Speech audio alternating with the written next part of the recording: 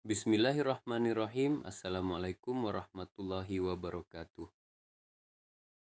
Sahabat sehat, pernahkah Anda bertanya dalam hati apa yang sebenarnya paling ditakuti seseorang ketika memasuki usia lanjut? Apakah rasa sakit, penyakit yang datang silih berganti, atau justru kematian? Menariknya, setelah bertahun-tahun mendampingi pasien usia paruh baya dan lansia, saya sering mendengar jawaban yang berbeda. Banyak di antara mereka berkata, "Dok, saya tidak terlalu takut mati. Saya lebih takut menjadi beban bagi keluarga." Kalimat sederhana itu menyimpan makna yang sangat dalam, karena ternyata yang paling menyakitkan di usia tua seringkali bukan kondisi fisik, melainkan perasaan kehilangan kemandirian, kesepian, dan tidak lagi mampu menjalani hidup seperti dulu. Pada video kali ini, kita akan membahas apa saja ketakutan yang paling sering dirasakan para lansia, mengapa hal itu terjadi, dan yang terpenting, bagaimana kita dapat mempersiapkan diri agar tetap sehat, mandiri, dan menjalani masa tua dengan penuh makna.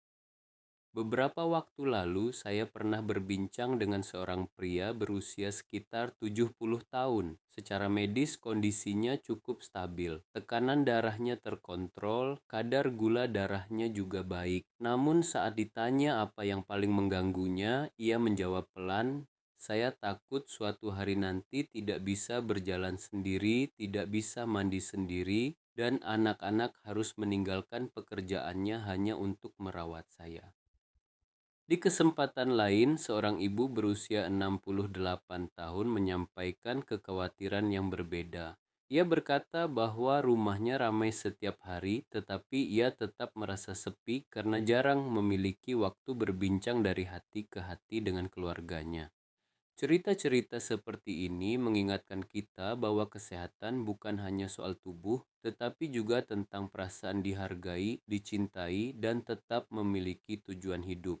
Tahukah Anda, banyak orang mempersiapkan dana pensiun, tetapi lupa mempersiapkan kesehatan fisik, mental, dan hubungan sosialnya. Padahal ada beberapa ketakutan yang hampir selalu muncul ketika seseorang memasuki usia lanjut. Memahami hal-hal ini bukan untuk membuat kita cemas, melainkan agar kita dapat mengambil langkah pencegahan sejak dini. Dan di antara semua ketakutan itu, ada satu yang seringkali paling berat dirasakan oleh para lansia. Mari kita bahas satu persatu. Satu, takut kehilangan kemandirian. Bagi banyak lansia, kemampuan melakukan aktivitas sederhana seperti berjalan, makan, berpakaian, atau mandi tanpa bantuan adalah simbol harga diri. Ketika kemampuan itu mulai berkurang akibat penuaan, penyakit sendi, stroke, atau gangguan saraf, muncul rasa takut bergantung pada orang lain. Karena itu, menjaga massa otot, rutin bergerak, dan melatih keseimbangan menjadi investasi penting sejak usia paruh baya. 2. Takut menjadi beban bagi keluarga. Ini adalah salah satu kekhawatiran yang paling sering saya dengar. Orang tua umumnya ingin melihat anak-anaknya bahagia dan mandiri. Mereka tidak ingin menjadi sumber kesulitan, baik secara fisik, emosional, maupun finansial. Bagi keluarga, penting untuk menunjukkan bahwa perhatian dan kasih sayang bukanlah beban, melainkan bentuk balas budi dan cinta. 3. Takut kehilangan daya ingat. Lupa meletakkan kunci mungkin terdengar sepele, namun ketika seseorang mulai sulit mengingat nama anggota keluarga, tersesat di tempat yang dikenal, atau bingung menjalankan aktivitas harian, kekhawatiran akan penurunan fungsi otak pun muncul. Meski tidak semua lupa merupakan tanda penyakit serius, menjaga kesehatan otak dengan tidur cukup, aktivitas fisik, interaksi sosial, dan stimulasi mental tetap sangat penting. 4. Takut kesepian. Ironisnya, seseorang bisa tinggal di rumah yang penuh anggota keluarga tetapi tetap merasa sendirian. Kesepian berkepanjangan dapat memengaruhi suasana hati, kualitas tidur, bahkan kesehatan fisik. Karena itu, komunikasi sederhana, mengajak berbincang, atau meluangkan waktu bersama orang tua seringkali memiliki dampak yang jauh lebih besar daripada yang kita bayangkan. 5. Takut penyakit kronis memburuk. Hipertensi, diabetes, penyakit jantung, atau gangguan ginjal memang lebih sering ditemukan pada usia lanjut. Namun banyak komplikasi dapat dikurangi risikonya jika penyakit dikendalikan dengan baik melalui pola makan seimbang, aktivitas fisik yang sesuai, penggunaan obat sesuai anjuran tenaga kesehatan, dan pemeriksaan rutin. Mengetahui kondisi tubuh lebih awal seringkali memberi peluang lebih besar untuk menjaga kualitas hidup. Namun dari semua ketakutan yang telah kita bahas, ada satu hal yang seringkali paling menyentuh hati. Bukan rasa sakit, bukan pula usia yang terus bertambah, melainkan perasaan bahwa hidup sudah tidak lagi berarti atau bahwa dirinya telah dilupakan. Dan inilah yang seharusnya menjadi perhatian kita bersama. Bagaimana agar masa tua tetap menjadi masa yang bermakna. Pertama, jangan berhenti bergerak. Aktivitas fisik ringan seperti berjalan kaki atau senam yang sesuai kemampuan dapat membantu menjaga kekuatan otot dan keseimbangan. Kedua, perhatikan pola makan. Perbanyak sayuran, buah, protein yang cukup, dan batasi konsumsi gula, garam, serta lemak berlebih sesuai kebutuhan masing-masing.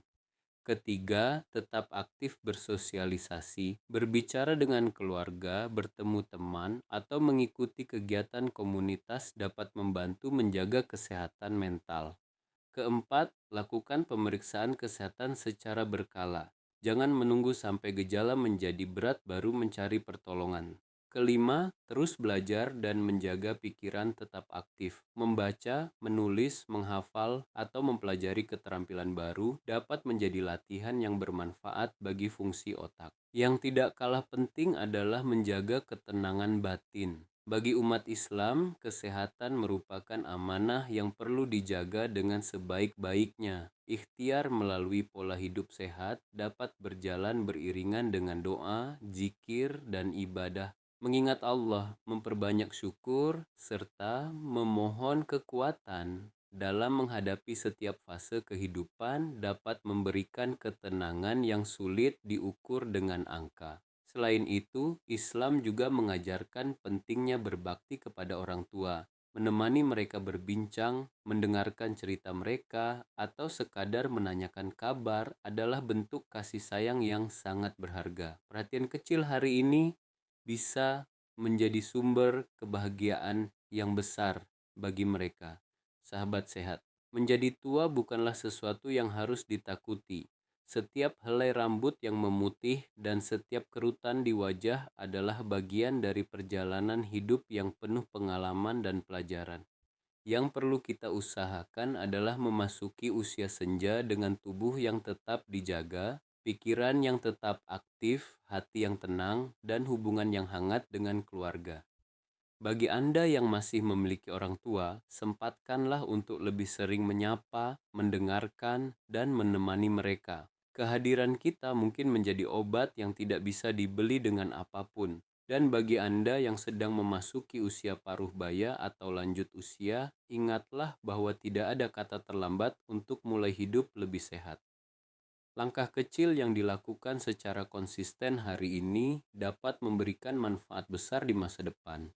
Semoga Allah memberikan kepada kita semua kesehatan yang baik, hati yang penuh rasa syukur, keluarga yang saling menyayangi, serta usia yang dipenuhi keberkahan dan amal yang bermanfaat. Terima kasih telah menyaksikan video ini. Jika Anda merasa pembahasan ini bermanfaat, bagikan kepada keluarga dan sahabat agar semakin banyak orang yang menyadari bahwa menjaga kualitas hidup di usia tua dimulai dari kebiasaan yang kita bangun sejak sekarang.